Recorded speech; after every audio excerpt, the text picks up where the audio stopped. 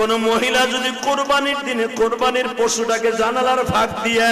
তাকায়া তাকায়া দেখে আর ইসমাইলের কথা ভাবে, আমি আমার ওই মাদেরকে বলবো, মা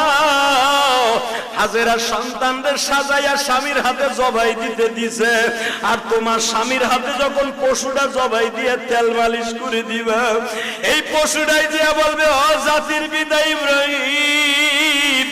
সুন্নাত আবিকুম ইব্রাহিম, তোমার সুন্নাত আদায় করতে যাই মহিলাই গরুটারে খৈল ভুসি খাওয়াইছে, এই মহিলা গরম পানি করে দিয়ে আদর করে দিছে, এই মহিলা দারোয়ানকে বলছে, গেটম্যানকে বলছে গরুটারে সুন্দর করে গোসল করা। মনে রাখো গো মা, এই জন্যই দেখবেন গরু কিনবেন আপনি,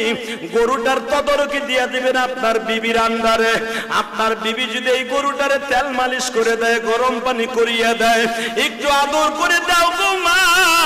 ইসমাইলের গাড়িতে তুমি জান্নাতে যাইবা। এই জন্য গরু কিনা বাড়ির সামনে ঝুলাইয়া রাখবেন,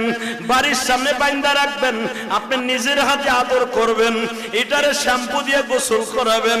এটার মাথায় চুলকায় দিবেন, আর চোখের বাড়ি ছাইরে দিয়া বলবেন, হে পশুরে, তোরে আমি কিনছিলাম, তুই আমারে পাপের থেকে বাঁচাই দিয়ে গেলি।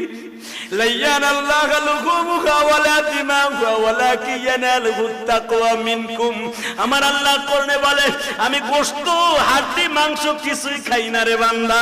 আমি তোর অন্তরের দিকে তাকাই, পশুর দিকে তাকায় যখন তোর চোখের পানি পড়ে, তোর পশুটা তো আইসা আমার কাছে বলবে, মালিক রে,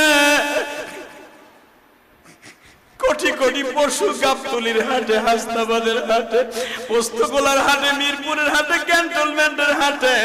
আল্লাহ এমপি সাহেবের বাড়ির সামনে, আল্লাহ কত আলোকদের মাঠে কত লাখ লাখ গরু আসছিল, সবাই কিন্তু বিক্রি হয় নাই। কেউ গাড়ি বলিয়া লইয়া গেছে ফেরত, আমারে তুমি তোমার এই বান্দার বাড়ি পাঠিয়ে দিছো,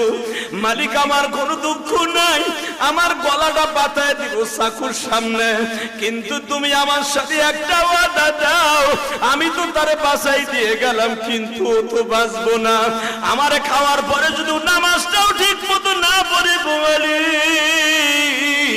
আর কোরবানির টাকার মধ্যে যদি সুদ ঘুষের টাকা থাকে, মানুষকে মাইরের টাকা থাকে, আমি রব্বে কারিমের কাছে তোর বিরুদ্ধে আদালতে নালিশ করব।